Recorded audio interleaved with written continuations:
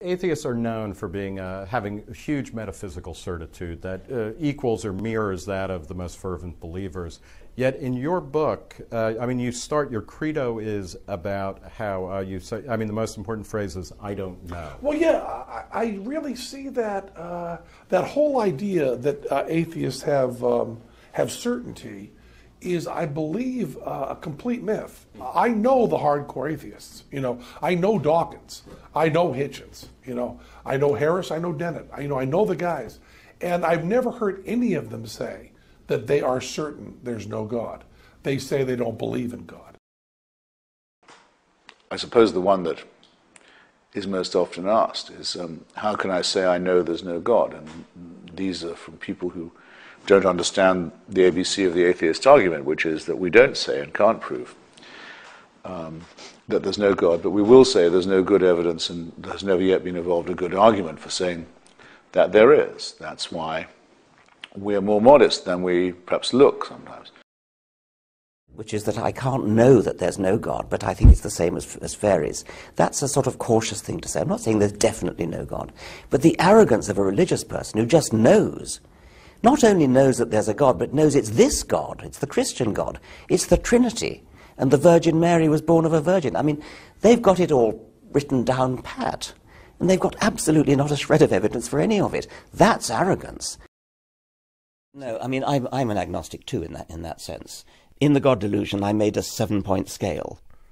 1 was total conviction that there is a God, and 7 is total conviction that there isn't.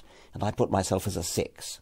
Okay, so that's kind of agnostic, but veering towards atheist. And I would be a 6 with respect to fairies and pixies and werewolves and things like that. There is no discourse which enforces humility more rigorously.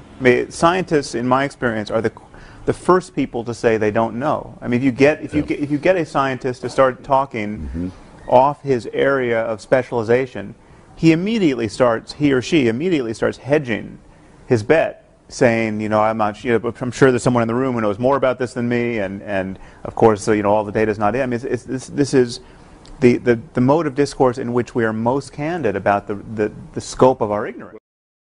It's not the point I was making there, but it does.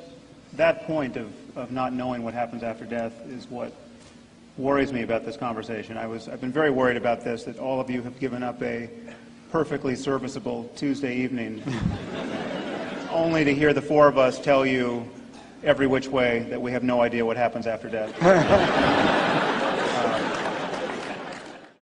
Essentially, all I'm arguing for is intellectual honesty, that people cease to pretend to be certain about things nobody can be certain about.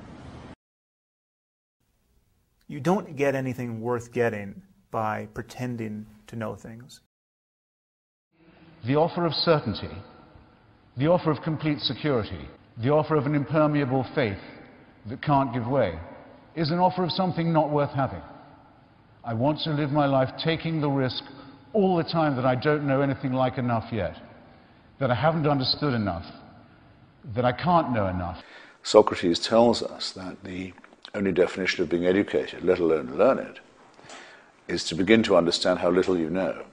And it's only when you have grazed on the lower slopes of your own ignorance and begun to understand the great vistas of non-knowledge that you have, that you can claim to have been educated at all.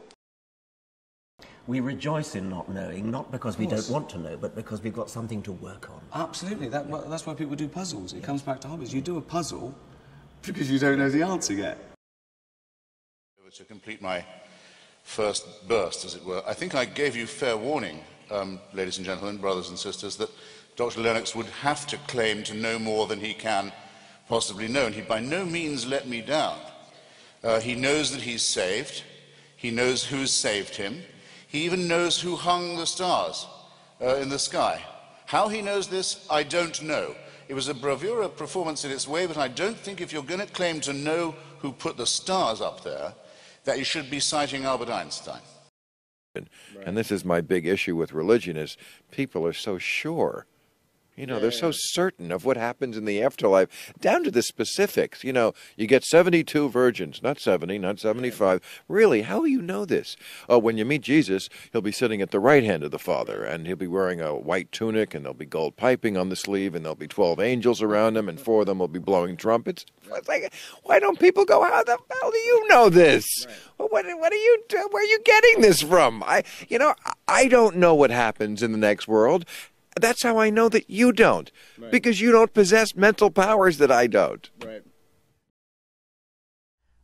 I think we have to get to a time in which people are embarrassed to pretend to know things they don't know. That to me is the center of the bullseye. When are we going to get past this? When are we going to step up and say, no one knows? No one knows. You don't know. Don't say you know. You can't say you know. If you say you know, you're crazy. Tell me your experiences. Tell me what happened. Throw it in the pile. Let's all sort this out. It's fucking up everything. Because when people pretend they have the answer, it fucks up everybody else that's searching for the answer. Because there's an option to not even think. There's an option to, like, fuck joining the search to figure out how to live the life the best way. Let's just fucking follow what these douchebags are doing. Where's the chocolate? I doubt if there is any. I doubt if any of us will get out of here alive. Oh, you should never, never doubt what nobody is sure about.